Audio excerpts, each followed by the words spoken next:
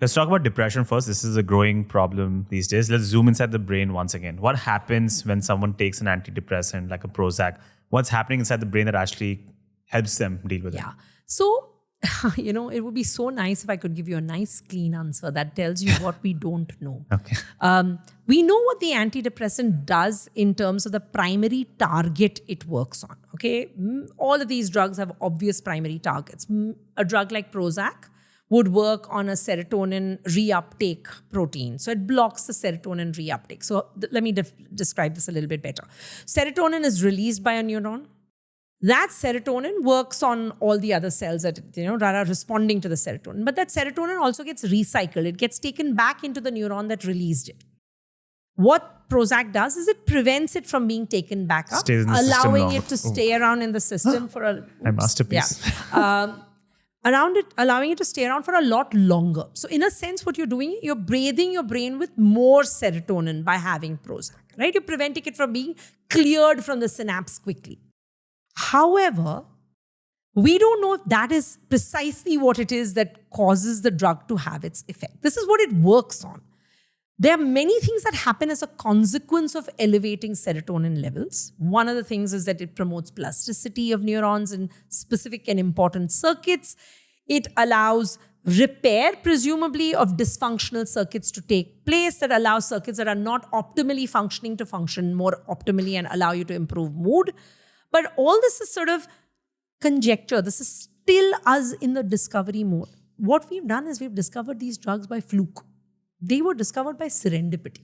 And all we have, because we found that they improve mood, so that's how these drugs were discovered. They were literally discovered, the original discoveries were in the attempt of trying to make drugs to treat tuberculosis.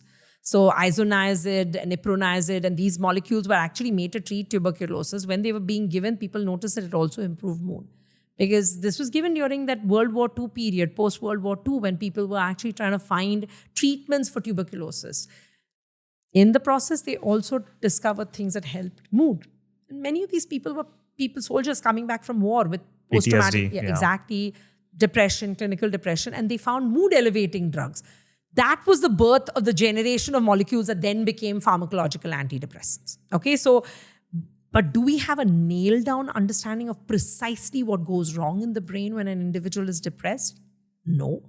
Do we have a precise way of understanding how we can fix it? No. What we have is better and better second-generation drugs that have improved on what we discovered in the 50s, but we still don't have a nailed-down. We know what they do, but we don't know whether what they do is precisely what causes the mood to improve.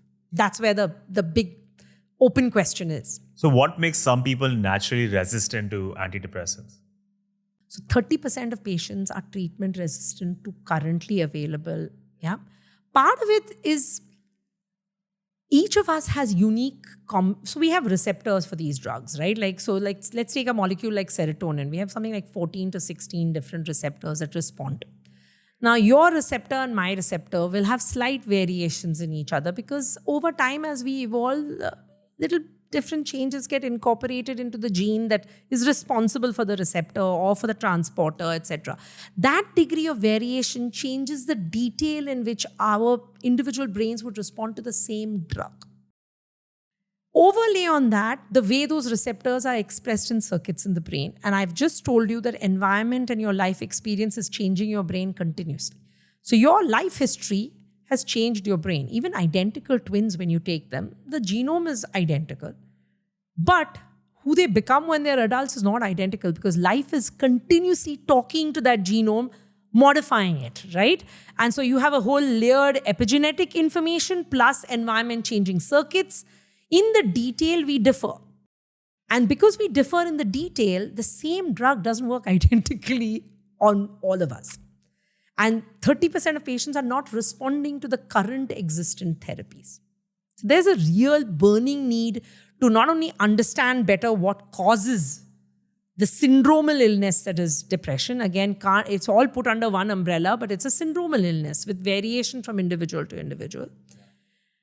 Yeah, we're far away from the personalized medicine where we could make a very strong predictive statement, say this individual responds to this combination therapy, this drug, and it will work. It'll take this long to have a mood-related benefit. Also, these are very slow working drugs. They take weeks before you see a beneficial effect on mood. So it's a tricky space. It's not an easy place to be a psychiatrist trying to figure out the perfect treatment for a patient who walks in who might be suicidal. And you want to treat them as fast and most effectively as you can. And you're working with a handicapped availability in terms of, pool of drugs that is likely to give you an effect.